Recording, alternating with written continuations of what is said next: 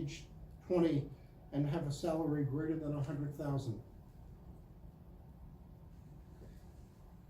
I can use the index on age, find the people whose age is 20. I can use the index on salary, find the people whose salary is more than 20K. What else could I do? Can I use both of them? Yes. Remember, I've got RIDs. I have the RIDs for the people whose age is 20. I have the RIDs for the people whose salary is more than 20K.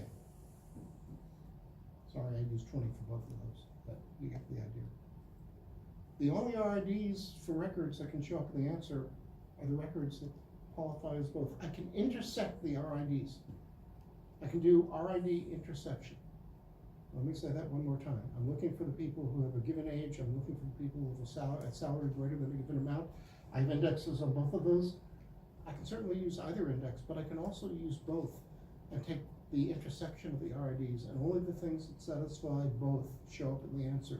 So I can do manipulation at the RID level and not have to touch the data records of irrelevant records.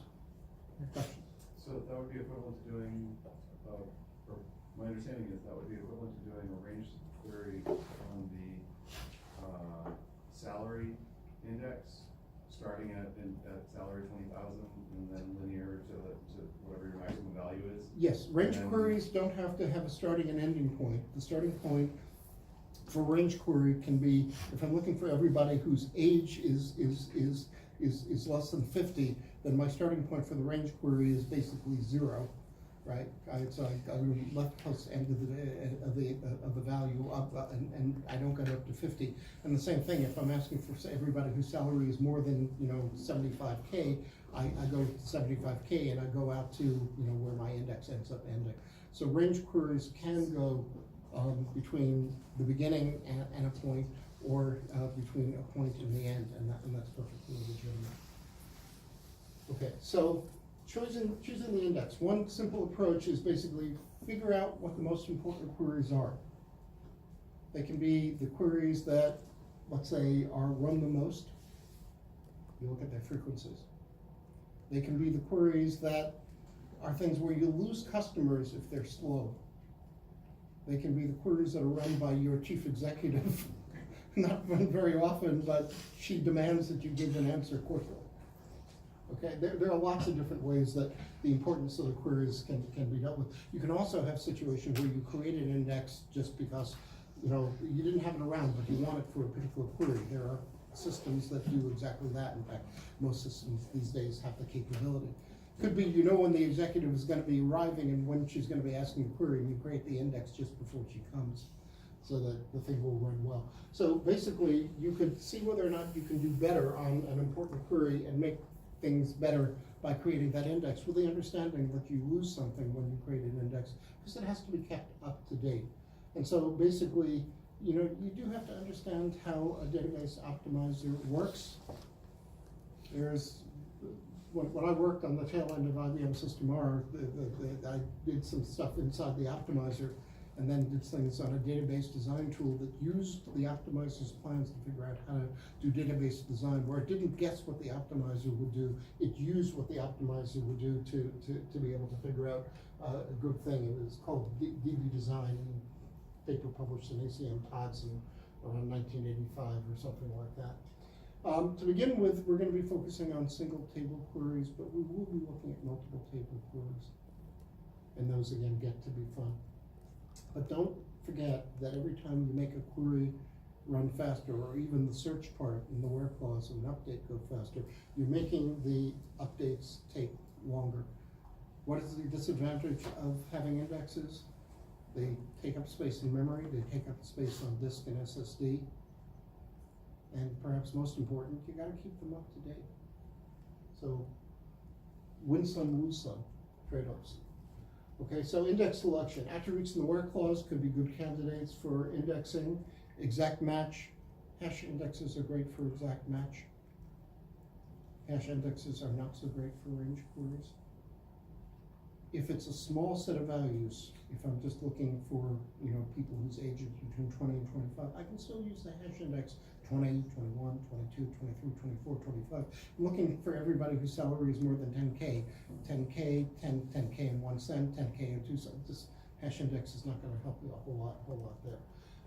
Clustering can be, range queries suggest a tree index rather than a hash index. And again, clustering can be particularly good because you only touch the page once, although as we've discussed, non-clustered, you can sort by pages, which again would also allow you not to touch the pages more than once at the cost of having to sort the RIDs based on the page ID. Multi-attribute search keys. There are lots of indexes you can have. You can have an index on 17 attributes. But then whenever any one of those attributes gets updated, you have to update the index. And again, as we're about to see, the order of the attributes in the index matters. The number of different index choices is huge, really, really exponentially huge. So again, the order of the attributes is gonna matter. Again, we'll see that on the next slide or two. And another nice thing about the index is there are some queries, we're gonna see that again soon, can be answered without touching the data, just by using the index. That's nice. Because the index is generally smaller than the data. So you want to choose indexes that benefit a lot of important queries together. You have to pick clustering based on overall benefit. Again, this is not an easy thing to do. There actually are some very interesting things going on with learning strategies to try to figure out about best indexes to have and also dynamically change them as your workload changes, because your workload changes not just every week, but it may change every hour and so on, and you really want to optimize. There's a basic rule that says people don't really notice if things take between 200 and 300 milliseconds to answer. It takes more than that, people notice. If it's a complicated query, then people may expect it to take a little bit longer. Short things people expect to execute quickly. You lose a customer because things are taking too long. It matters a lot.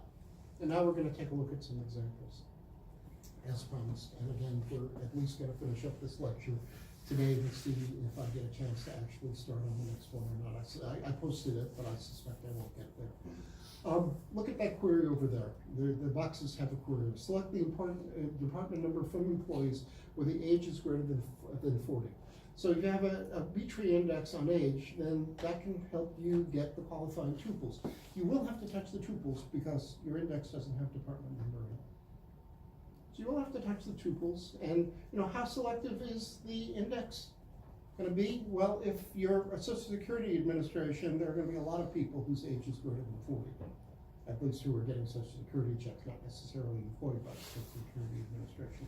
If you're a university, there are probably fewer people whose age is greater than 40. So for Social Security recipients, it's not going to be a very selective thing, but if you're looking at students, there probably aren't that many students whose age is greater than 40. So the index could end up helping you, particularly if the thing is very selective.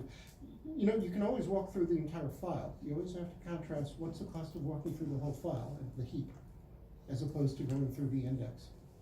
If you're going to be touching nearly all records, the index isn't going to be helping you a whole lot. And of course, clustering helps you because you only have to touch each page once.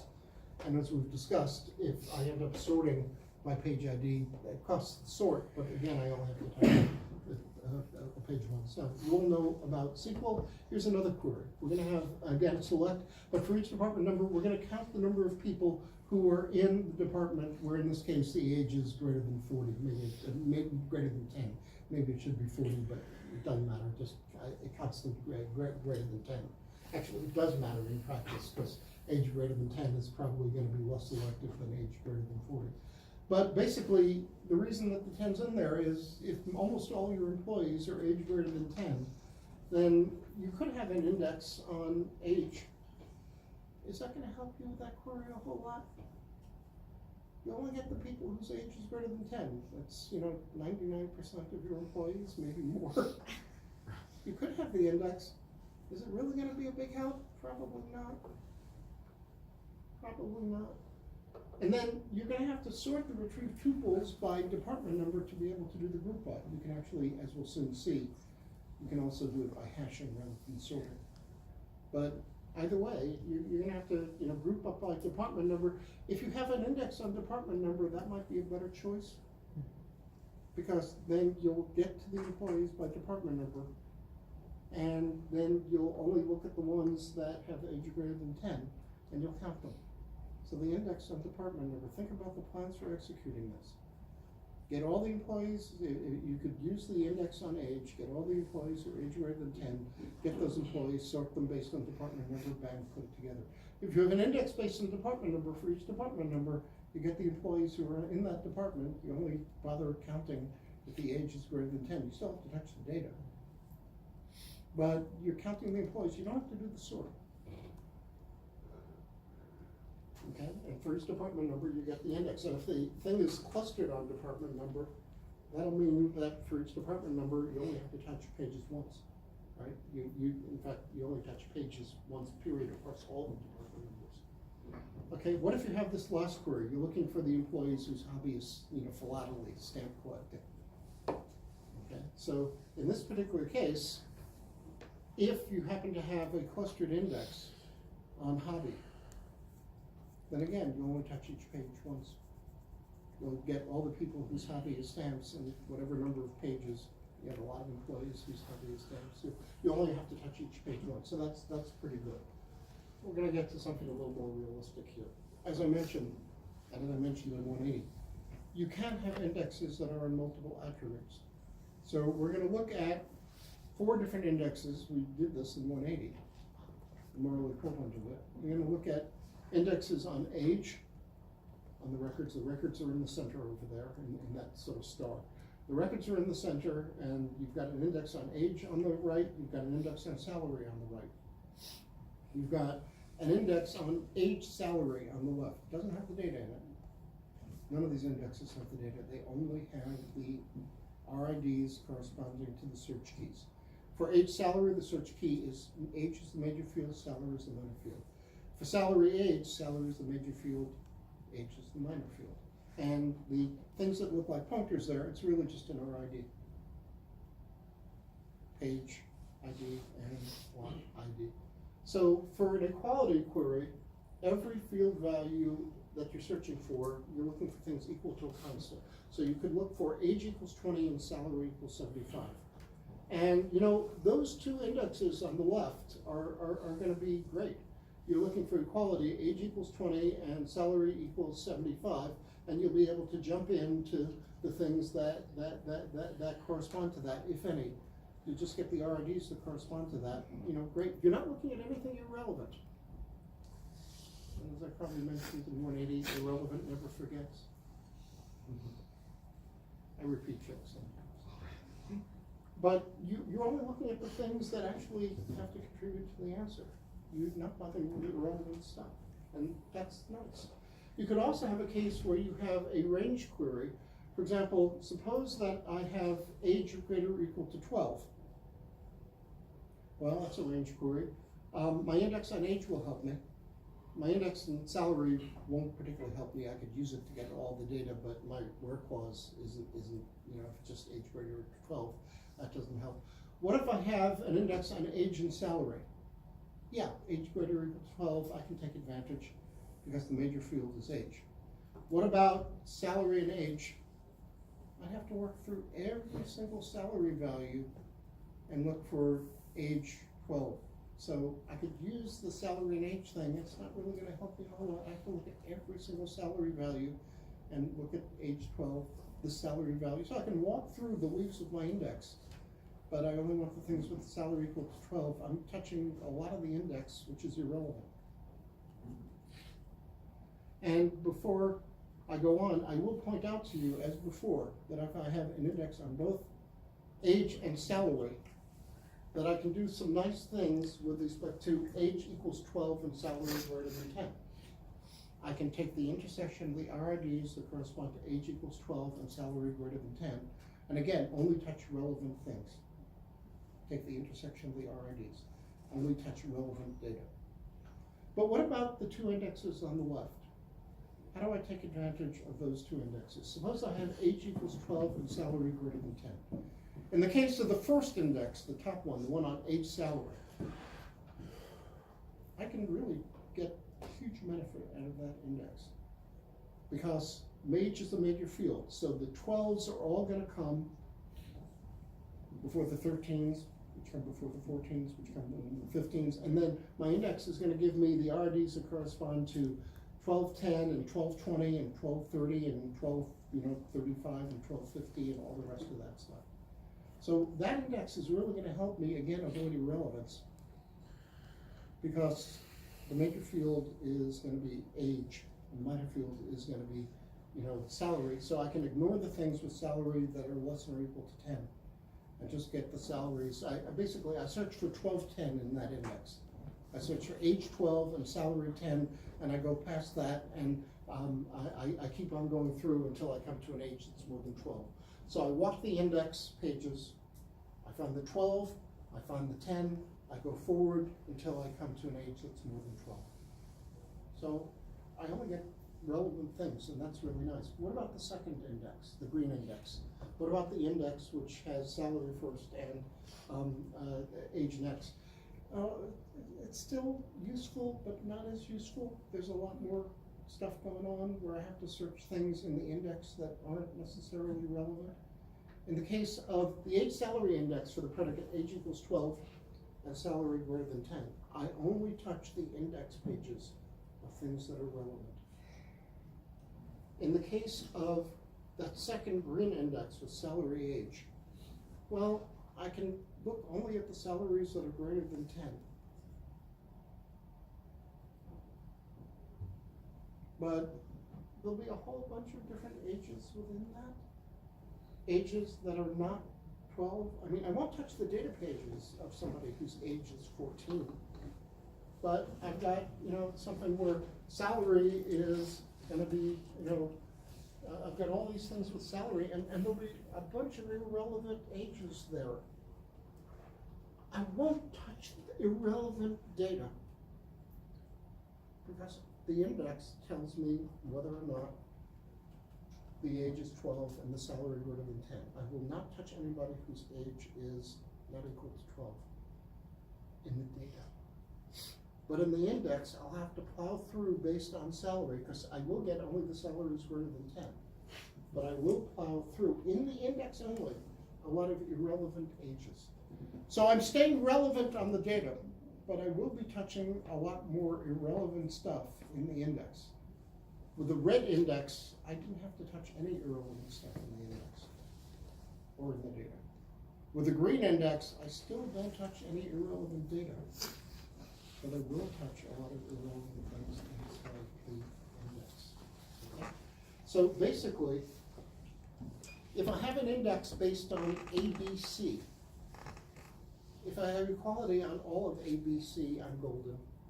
I can use that. If I have an index on values A and B, if I have an index on ABC and I have a where clause where A equals this and B equals that, then I end up being golden. I only touch relevant things. But I can run into trouble. Suppose that I have something where I have B with equality and C with equality and A with less than.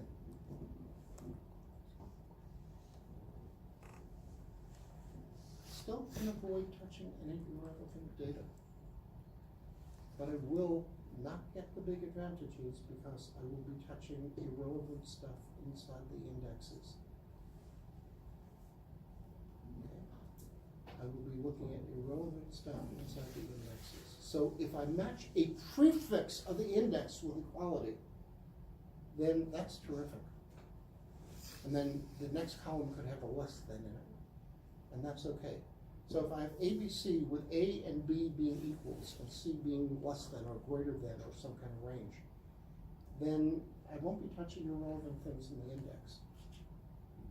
So think about irrelevant in the data versus irrelevant in the index. And again, we'll be talking about that in more detail when we talk about caustic. Okay, so retrieve the employee records with age equals 30 and salary equals 4,000. Then, age sal would be better than an index just on age or an index based on sal, just on sal, because again, I avoid touching irrelevant stuff. Of course, if I had both of those indexed, I could do index intersection. If I just have an index on age, I won't be getting rid of the wrong salaries. If I have just an index on salary, I won't be getting rid of the wrong indexes. If I add an index on either age sal or on sal age, that again avoids irrelevance. And if I have an index on both of them, I could do a RID intersection thing. But suppose that I have a condition where age is between 20 and 30, and where salary is going to be between let me finish this and then I'll take the question, and where salary is between 3,000 and 5,000, then having clustering indexes on either age salary or salary age end up being good, but there still will be a certain amount of irrelevant stuff that I end up touching. We will later on briefly be talking about spatial indexes, two-dimensional indexes, which allow you to be able to answer queries like this well. By the way, another thing that ends up being really good is if you have an index on age and you have an index on salary, and you do the RID intersection, that ends up being a really good thing to do. Now the question. So I was just wondering, why not, or rather, how many indexes are usually in a real database system? It varies hugely. You always have indexes of primary keys. You often have indexes on other things. Indexes are far less common than they used to be because scanning is so darn fast and computing aggregates is so darn fast and all the rest of that. There are all sorts of things that are faster than they used to be, where you just take advantage of the parallelism as opposed to the indexes in certain cases. Remember, the disadvantage of indexes, you have to bother contaminating memory by reading the index pages. And sometimes what you'd rather do is keep your data in memory rather than having the indexes jumping back and forth. And again, remember the NUMA effects. So it's not just having it in memory, but it's also the locality aspects that affect the computation. So always primary keys, generally almost always things that are unique, frequently things on foreign keys, sometimes selected indexes where you have things that are involved. If it were a simple answer, then index selection wouldn't be so complex a problem. In the case of having age equals 30 and salary between 3,000 and 5,000, then again, you're going to get more benefit out of having your index on age and salary than on salary and age. Were you better off with age salary than salary and age? Again, avoiding irrelevance. You only get the people whose age is 30, and within that, you find the value for 3,000, you go past that, you only get the things where age is 30, and also the salary is between 3,000 and 5,000. If you had to do it based on salary and age, you'd be touching a bunch of irrelevant ages in the index, not in the data, but just inside the indexes. But again, every time you have a composite index, you have to deal with updates of that composite index whenever any of the attributes gets updated. They're great for matching. If you pick them the right way, they're, again, issued for updating. Question? So you said having an index on age and then an index on salary. Having an index on age and salary. No, Having two different indexes. Yeah. Two different indexes can end up being great as well. So is that better than having like a composite search key, or because with the two separate ones? It depends. Sometimes. For this case, having the two separate ones is good for both age equals 30 and age is less than 20 for both condition on. Yes, but it means again that you have to bother bringing in things having to do with two different indexes and memory and playing with them. So would you be better off just having the single indexes? Sometimes. Again, it really does depend on the queries. If I could give you a simple formula for it, I would. There are cases where having the composite index is a much better choice. And frequently, by the way, you're going to be asking things involving attributes in a particular order, not arbitrary order. There are things that are more common and less common. I do want to make sure that we get through, and I've got 7 minutes, the discussion of index-only plans. Isn't it pleasant when you don't have to touch that data at all? It's not that it's untouchable, it's that you can find a way of just using the index to answer your queries. And we're going to see a bunch of index-only queries. So let's start off with the thing that we ended up top. We want to be able to count the number of people in each department. I've got an index on department number. Do I need to touch the data? No. No. And I can do this with a hash index or with a B-tree index. Just count for each department number how many people have that department number. I can do that with the index. With either a hash index going through all the hash buckets or with a B-tree walking through the B-tree, if my index is on department number. No need to touch that poor data, let it sleep, it's tired, it's worked hard. No need to actually touch the data, so that's a nice simple one.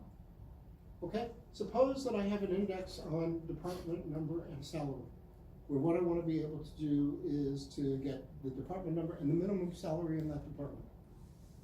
Well, I want my index, where the index is on department number and then salary.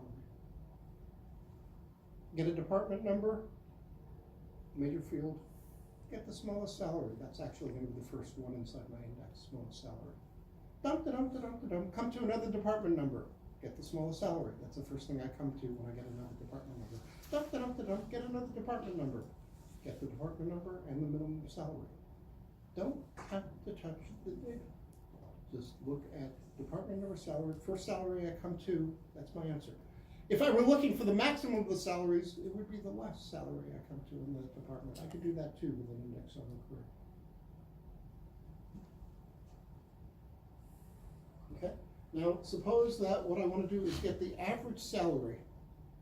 And this is just one, I want to get the average across all employees, the average salary where of the employees whose age is 25 and whose salary is between 3 and 5K.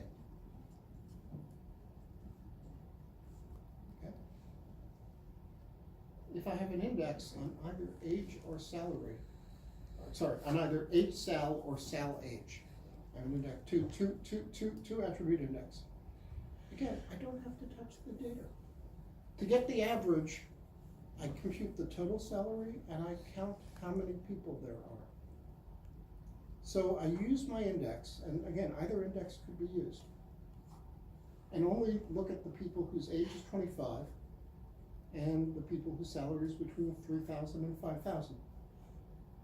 The index on age and salary is going to be better, but I can do it with an index on salary and age as well. Only count the number of people whose salary is between 3 and 5K and whose age is 25. Count how many people there are. Oh yeah, let's keep a running total of their salaries. I get the total of their salaries, I get the number of people, I divide. That's my answer.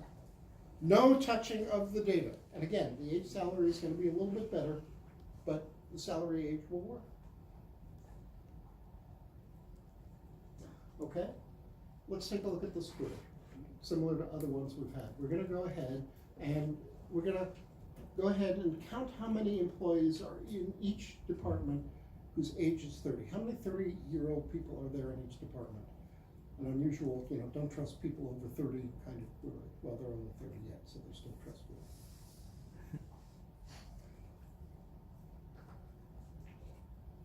How can I go ahead and do this? Suppose I have an index on department number and age. I go ahead and for each department number, I'm gonna walk through my index based on department number. For each department number, I'll jump into the people whose age is 30 and I'll go ahead and I'll count them.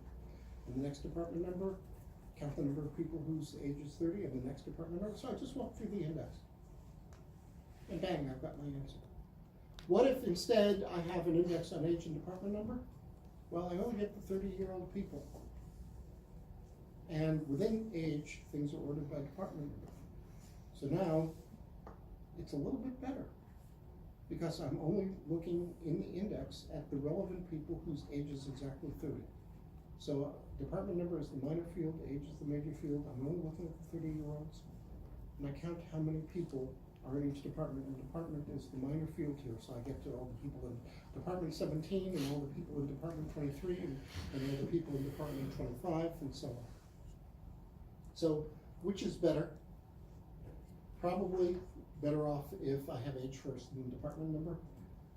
Talking about trusting people whose age is more than 30. What about the second query? Can I do this with either an age department index or department age index? Yeah.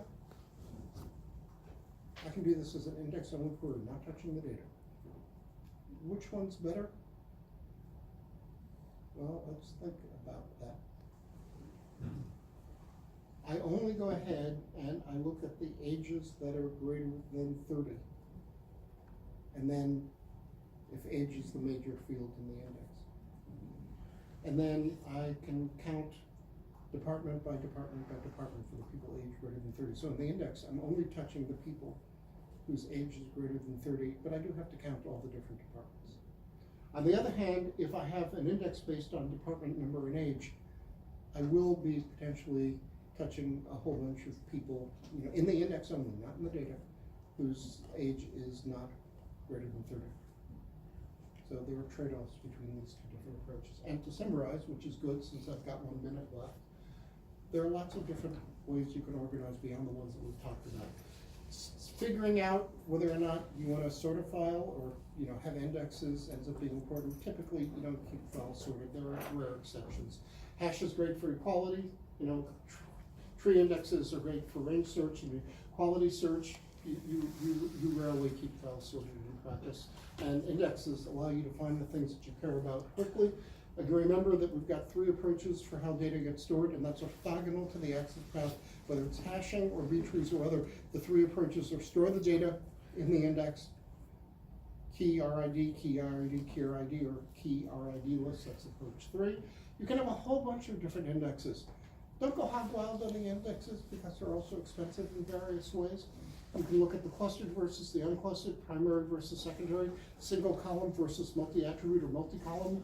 And again, there are important differences among these different things. So you have to understand the workload when you're designing the index. You want to speed up important things, including your updates, but recognize the cost of what's involved. Clustering, unless you're replicating the data, you can only cluster based on one set of attributes. The order in a composite tree ends up being important. And here's a 1-page coda. For those of you who are serious about understanding where things are now, these are 4 pages, 4 papers, 10 years away from each other, written originally by Jim Gray and Franco Pozzolo, and the last 3 were written, the second one was written with Gray by Gray and Götz Greffe, and the other 2 were written by Götz and other people.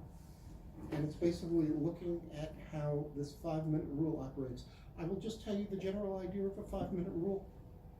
It's a way of using costs and looking at the trade-offs between time and memory based on costing, about, you know, trying to make a decision about how much memory to be able to have. And the general rule is any data that you're touching within 5 minutes should stay in memory. That was rule number 1. And there are variations of the 5-minute rule where it hasn't always been exactly 5 minutes, it's just an approximation, that have existed over the last 30 years. If you're serious about understanding differences in hardware and how they've changed the effects of these things, these are wonderful, difficult papers to read. If somebody wants to read through a subset of them and set up a time to talk with me about them, I would love to be able to do it. I don't have the cycles to talk about these papers in detail in the class, but if you're serious about understanding about hardware and what the current effects are about what's going on, at least take a look at them, at least read the abstracts of these things. If I did this right, these are all clickable URLs, and besides, it's very easy to look up the papers and find them. And they are not necessarily easy to read, they're just damn good. But reading through the abstracts and understanding could be worthwhile too. Next lecture has been posted. Again, project 1 due tomorrow by 11:59, no lateness. Make sure your team has submitted it. You're responsible for making sure your team has submitted it once. Project 2 will be posted Friday, and our solution to project 1, which you can use for project 2 if you want, will also be posted both of those Friday morning.